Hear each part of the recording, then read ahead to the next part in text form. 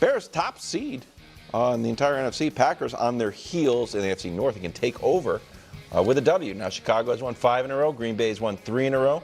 Does this game mean more for the Bears or the Packers? This definitely means more for the Bears. Wow. Yeah, and I figured you guys would kind of be a little like, what? The Packers have dominated this series for the past 30 years. And when you, I know, the Bears, the Bears in recent history, like they finished 4th the last 3 years. You get a new head coach. He's now your 5th coach since Lovie Smith, the last coach to actually have some semblance of success against the Green Bay Packers. Ben Johnson has, you alluded to this yesterday, soon as he gets the job, he alludes to how he's excited about, continuing to beat Matt LaFleur. Yeah. And he but he hasn't shied away from it. He understands the magnitude of this rivalry. He understands what it means not only to the people within that organization, but to the city of Chicago. On the other side, I'm listening to some of the Green Bay guys getting asked about this rivalry, and they're like, man, it's great that they're winning. We're excited. Do you think the rivalry is being restored? They're like, yeah, man, because they're finally winning. And if you're Chicago, you're hearing this stuff like, man, I don't need to hear that. It's been a rivalry. It's going to remain a rivalry. But the Green Bay Packers, they understand what's at stake. Chicago has been dominated and thoroughly beaten up in this division and in this series for so long. It naturally has to mean more to them. Believe it or not, I'm with Greg. Like, I think it always means more for the little brother to beat the big brother than vice versa. And they're definitely the little brother. Absolutely. Like, all you're saying, that's sunning the Bears. Yeah. Like, oh, yeah, it's not. They're actually winning some games. We're happy for them, But that's the truth. If the Bears win this game, like if the Packers lose, they're still going to be in the hunt. It gets dicey because it's a tough division, but they'll be fine. But the Bears, this takes them to a whole nother level. Beating Philly raised my antennas. Yep. Yeah. If they beat Philly and Green Bay in back-to-back weeks, you are a legitimate Super Bowl back-to-back road games too, right? Yeah. Yes. So you're a legitimate, now the expectations go from just kind of making the playoffs, oh, we got a future, to let's win it this year. So this might sound contradictory, I don't mean it to. I agree a win would be more meaningful for the Bears, but a loss would be more damaging for the Packers. I agree. So okay, so because we are, and I promise, I am not out here just trying to put every coach in the world on the hot seat. But I do want to remind everyone that a month ago, this same publication, this same writer, Matt Schneidman of The Athletic, told us about, hey, remember how LaFleur and Gutekunst didn't get contract extensions this offseason? And after back-to-back years where they didn't have, great regular seasons and last year lost early in the postseason, that after going all in for Micah, if this year ends with a whimper, there could be some job security questions. Well, to your guys' point, the Packers aren't the team in first place. The Packers are coming off a great win, and because of that, we looked at what they could be and like, wow, they can win the Super Bowl. But if they lose the home game to the Bears, then it's certainly on the board that in a couple weeks they lose the road game to the Bears, and there's going to be at least one, if not two, really good NFC playoff teams that are left without a seat. And I feel like the Bears they're not quite playing with house money yet for this season, but they're close to it. The Packers have to win a game like this. It's at home. It's to keep you alive for the division. So I think a win would mean more for Chicago, but the only team that's in panic adjacent with a loss is Green Bay. I largely have Nick's take, and I'm bummed he took it from me.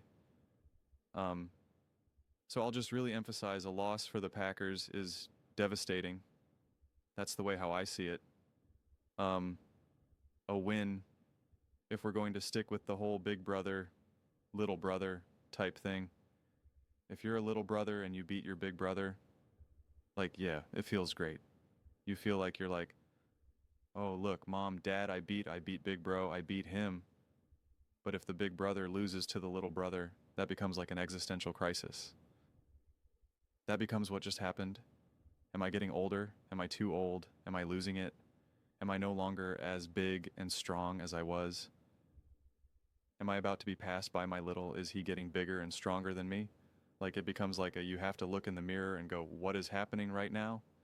Now, I'm not trying to put the emphasis on just an individual game because things change.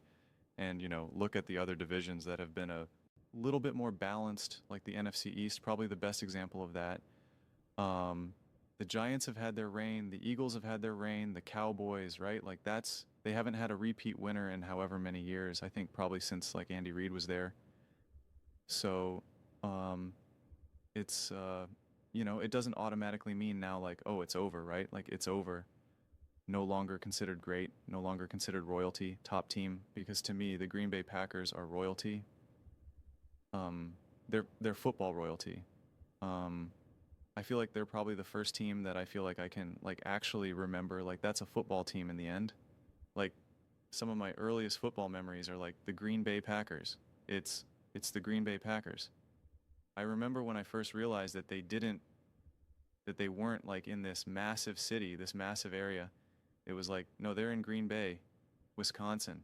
It's like, what's Wisconsin? What's Green Bay? Oh, they're called the Green Bay Packers because it's Green Bay. I was like, I don't know. I'm a little kid. And so it's just like, knowing what they've been able to accomplish and their standing in the NFL is pretty remarkable when you think about how some of these other teams have been over the years and over decades plus. It's the Green Bay Packers, and so you don't lose all that with a loss against the Chicago Bears, right? You don't do that.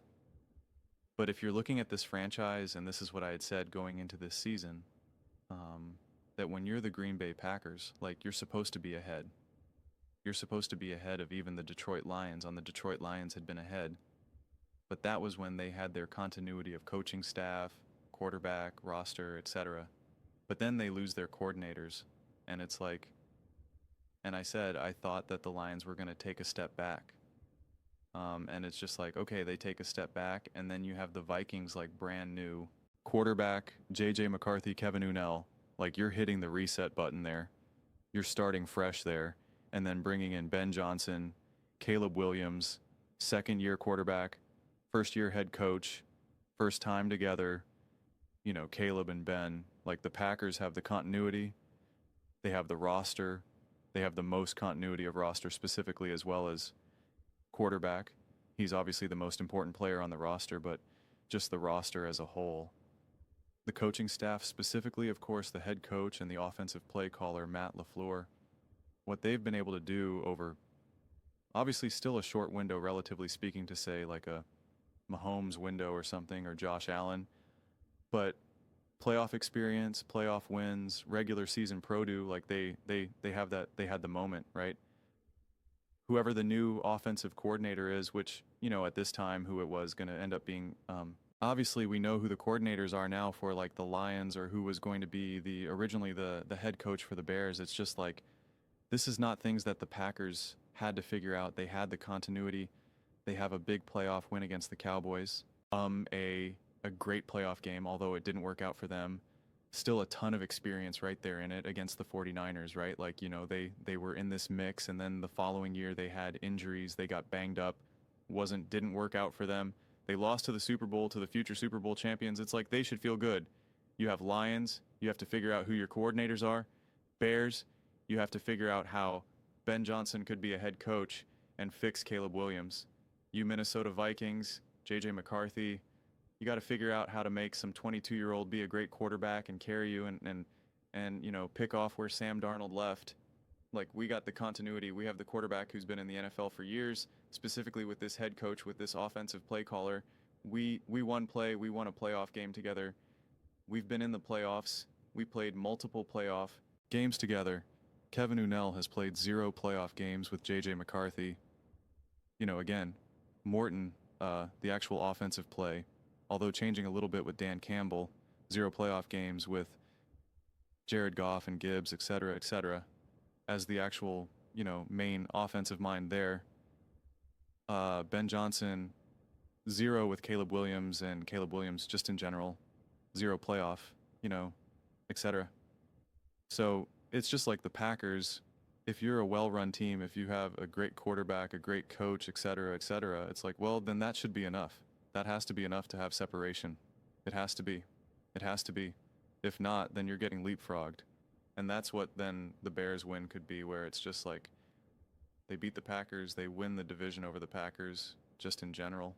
Not just because of just this game, but just, as the course of the season unfolds, it's like, well, then you were just leapfrogged. Now you do have to say, yeah, you know what? The better team is the Bears. The better coach-quarterback duo is not LaFleur and Jordan Love. It's Caleb Ben Johnson. And now you just got leapfrog. And that's a tough pill to swallow. That is just tough. And it's just, yeah. You look around the league and this is what I had said about the Bills, the Ravens, like when you haven't especially won the Super Bowl, the Eagles get a little bit more wiggle room because they won the Super Bowl last year. So it's like, obviously it's not great if they don't win the division from their perspective or get back to the Super Bowl win, but like there's no sense of like the Cowboys leapfrogged them or the Commanders, obviously, if Jaden was healthy and if they now won the division and got to the Super Bowl or something, like they didn't get leapfrogged. If the Eagles didn't win the Super Bowl and that happened, now it's like, well, Jane Daniels and the Washington Commanders just leapfrogged you. Dak Prescott and the Dallas Cowboys just leapfrogged you. There is that sense of like, wow, we actually just slipped and now this team is for real, and seemingly enough, they should be legit for the next minimum 2-3 years, whatever the timeline ends up being.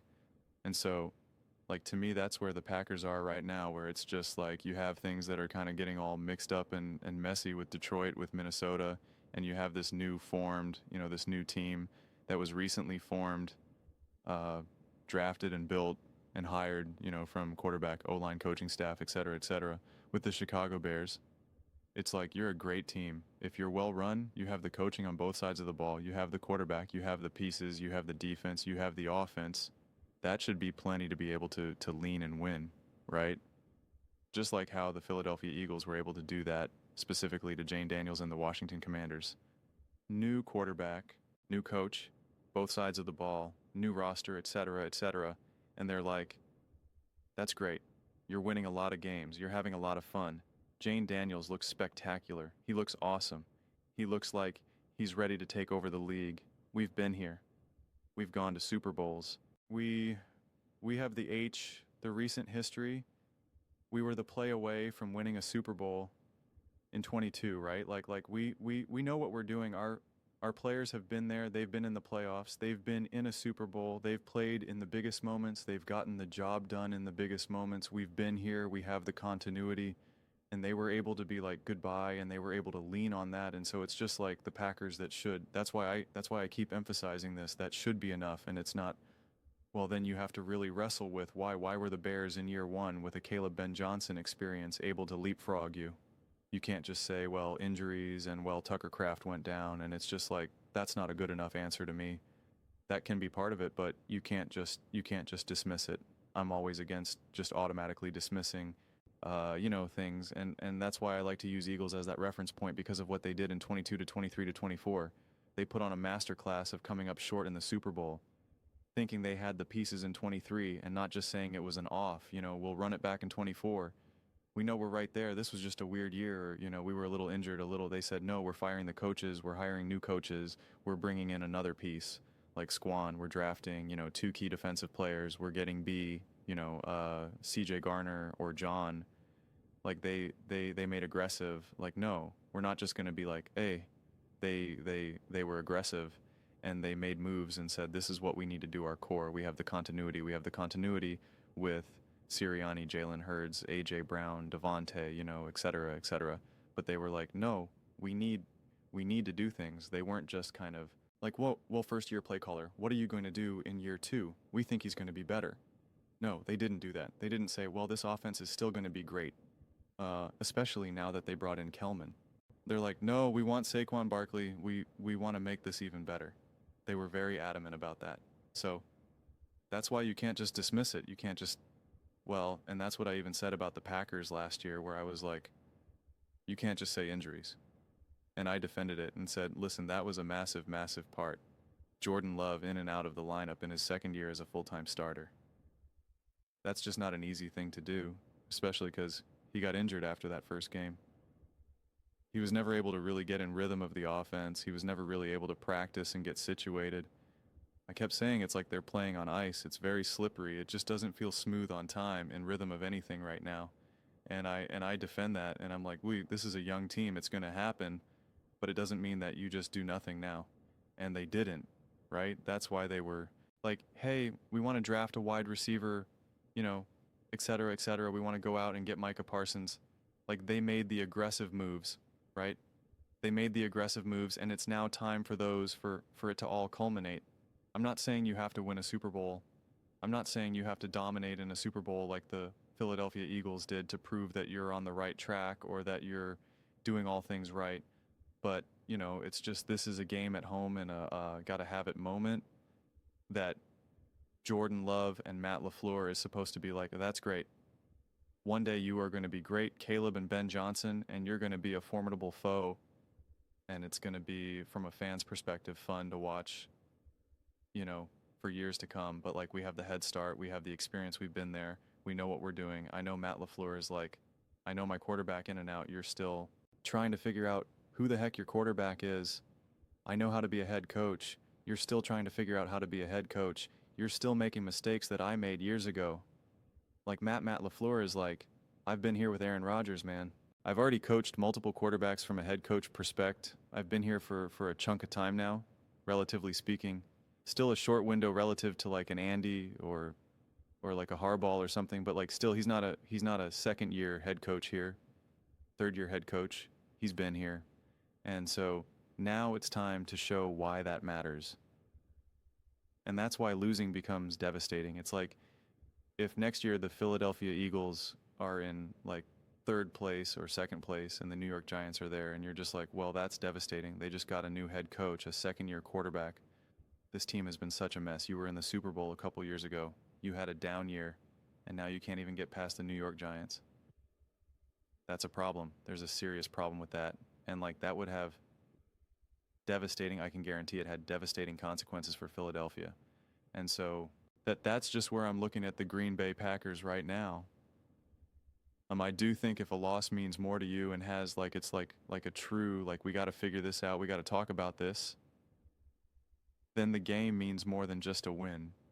Don't get me wrong, the fans and the Bears are going to want to win and they'll celebrate, and I'm sure Ben Johnson will take a shirt off again or whatever. It's like, you know, and like, that's all well and good, but like, lots of teams celebrate really high moments. Okay. Sam Darnold was getting, you know, doused in water and whatever when he beat, I forget what team they ended up beating in that game when they were celebrating Sam Darn. It was like Sam, and it was like through the roof. The Detroit Lions when they beat the Los Angeles Rams, right? In the playoffs, it was like this big moment, and it was just like tears, and it was like, oh my God, we did it, this is amazing. A loss has way more devastating consequences for a team that has expectations. Okay, that loss to the Washington Commanders was devastating. That moment did not outweigh the joy of beating the Rams or losing to the 49ers and questioning, should you have gone to Florida on 4th down, this, that, and the third, should you have kicked a field goal, blah, blah, blah, blah, blah. It's like, that was devastating. Absolutely, positively devastating. And the joy of beating the Rams and the redemption for Jared didn't outweigh it. So if a loss means more and has concrete consequences, then it's going to mean more for that team. And so that's why my answer is the Packers. But really, this question, you could do it both ways. I could go on a whole passionate 20-minute rant about why this game means so much for the Bears, about beating Big Brother and how you're leapfrogging the Packers. Like, I could do the whole opposite rant, but you know, I'm someone, I only recently realized this, that like, I run away from losses, not towards wins. I'm haunted by losing, not by the joy of winning. I keep going and keep moving forward because I'm afraid of what would happen if I don't. I don't take joy in being like, look, I can swim. Isn't this cool? I can swim. I can swim and tread water for hours every day. And it's like, no, I'm afraid of what happens if I stop swimming and I just sink to the bottom of the floor. So a loss always means a lot more to me. But those are just my thoughts. I'd absolutely love to hear yours. What do you guys all think about the Green Bay Packers? Does this game mean more for them? or does it mean more for the Bears? Let me know your thoughts in the comments below. I read every single comment, so you agree with me or disagree with me. Either way, let's get into some discussions, let's get in some fights, but ultimately let's just have some fun. And please do consider subscribing. We are building an amazing community here, and I absolutely love to see you part of it. I want to build something that we all generally feel connected to, something that we're really excited to be part of. I think we're well on our way to doing it. Please don't forget to give this video a thumbs up, as it really does help with visibility and the algorithm. Thank you so much. See you next time.